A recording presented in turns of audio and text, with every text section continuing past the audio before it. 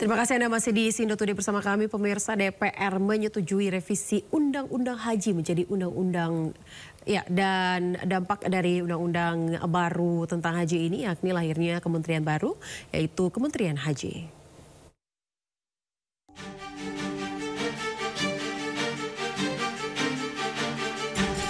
Revisi Undang-Undang Penyelenggaraan Ibadah Haji dan Umroh resmi disahkan di rapat paripurna DPR RI.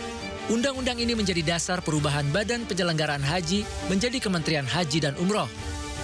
Rapat paripurna pengesahan revisi Undang-Undang Haji dan Umroh ini turut dihadiri oleh perwakilan pemerintah, yakni Menteri Agama Nasaruddin Umar hingga Menteri Hukum Supratman Andi Aktas. Nantinya seluruh infrastruktur dan SDM penyelenggaraan haji akan berada di bawah Kementerian Haji dan Umroh.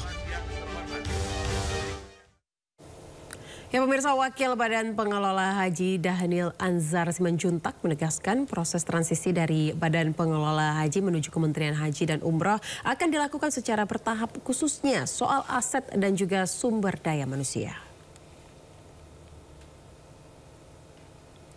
Selain aset, peralihan juga mencakup SDM dari Direktorat Jenderal Penyelenggara Haji dan Umroh Kementerian Agama. Namun, Dhanil menekankan proses tersebut akan dilakukan dengan ketat. Dhanil memastikan persiapan pelaksanaan ibadah haji 2026 tidak akan terpengaruh dengan transisi BP Haji menjadi Kementerian Haji dan Umroh. Dhanil menilai visi kementerian niatnya akan menghapuskan praktik korupsi dan manipulasi dalam tata kelola haji di Indonesia. Selain itu, perhajian Indonesia diharapkan mampu menjadi ekosistem perekonomian yang kuat, menopang pertumbuhan dan kesejahteraan bagi rakyat Indonesia.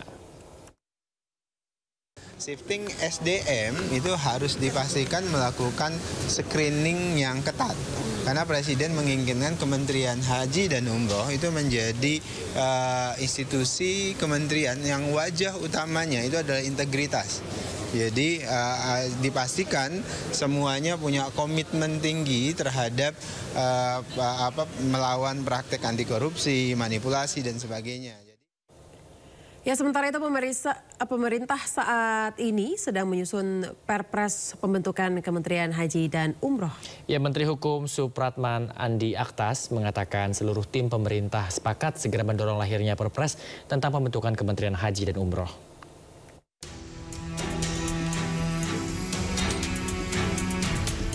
Menteri Hukum Supratman Andi Aktas menyatakan Perpres pembentukan Kementerian Haji dan Umroh sedang diproses Kemensesnek dan Kemenpan RB. Hal ini seiring dengan rampungnya pembahasan revisi Undang-Undang Penyelenggaraan Haji dan Umroh. Supratman mengatakan seluruh tim pemerintah sepakat sesegera mungkin mendorong lahirnya Perpres tentang pembentukan Kementerian Haji dan Umroh. Implementasi aturan dalam RUU Haji harus segera dilaksanakan mengingat rangkaian persiapan penyelenggaraan Haji 2026 sudah mulai berjalan.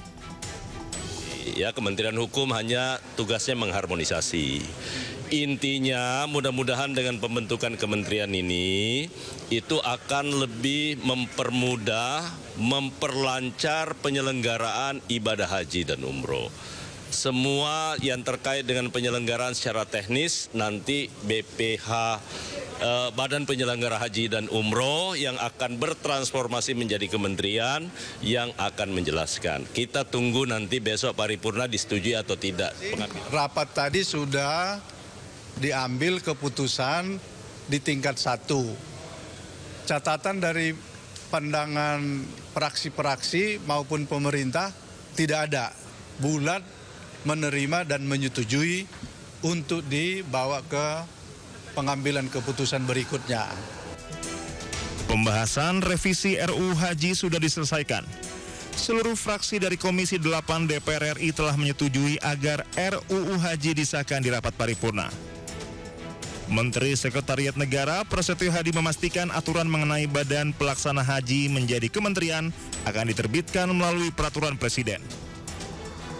Hal ini dinyatakannya menyusul telah rampungnya pembahasan daftar inventarisir masalah atas perubahan ketiga Undang-Undang Nomor 8 Tahun 2019 tentang pengelolaan haji dan umroh oleh pemerintah dan DPR RI. Tim Liputan Anyus melaporkan.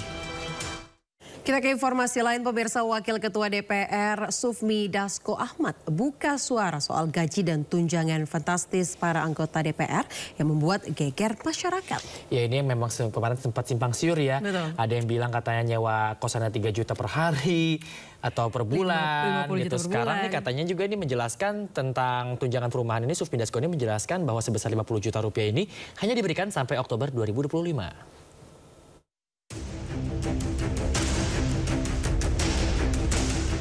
Wakil Ketua DPR RI Sufmi Dasko Ahmad menanggapi isu mengenai gaji dan tunjangan anggota Dewan Perwakilan Rakyat atau DPR RI yang menuai sorotan tajam. Pasalnya, di tengah pemerintah yang gencar melakukan efisiensi, anggota DPR RI justru mendapatkan berbagai tunjangan yang fantastis. Selain gaji pokok, salah satunya tunjangan rumah 50 juta rupiah. Terkait hal ini, Dasko mengatakan para anggota DPR RI hanya menerima tunjangan perumahan tersebut pada periode Oktober 2024 hingga Oktober 2025. Setelah Oktober 2025, setelah bulan Oktober 2025, anggota DPR itu tidak akan mendapatkan tunjangan kontrak rumah lagi. Nah, jadi itu diangsur dari Oktober 2024 sampai Oktober 2025. Jadi setahun setiap bulannya 50 juta yang akan dipakai untuk biaya kontrak selama 5 tahun. Jadi nanti jikalau teman-teman melihat daftar tunjangan di bulan November 2025 itu yang 50 juta sudah nggak ada lagi itu ya. Ya mungkin memang penjelasannya kemarin kurang lengkap, kurang detail sehingga mungkin menimbulkan polemik di masyarakat luas.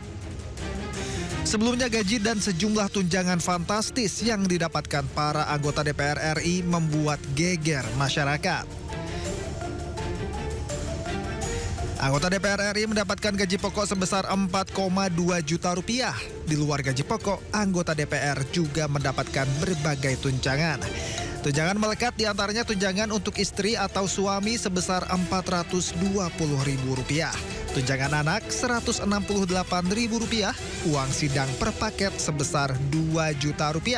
Tunjangan jabatan Rp9,7 juta, tunjangan beras Rp30.090 per orang, tunjangan PPH mencapai Rp2.699.813. Selain itu, anggota DPR juga mendapatkan tunjangan lain yang meliputi tunjangan kehormatan sebesar Rp5.580.000, tunjangan komunikasi sebesar Rp15.554.000, tunjangan peningkatan fungsi pengawasan dan anggaran sebesar Rp3.750.000. Anggota DPR juga mendapatkan bantuan listrik dan telepon sebesar Rp7,7 juta dan juga mendapatkan anggaran untuk asisten anggota mencapai Rp2.250.000.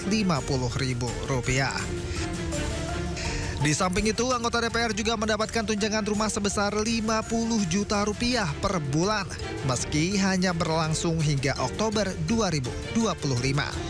Dengan demikian, total pendapatan per bulan anggota DPR RI pada periode Oktober 2024 hingga Oktober 2025 mencapai Rp104.051.903.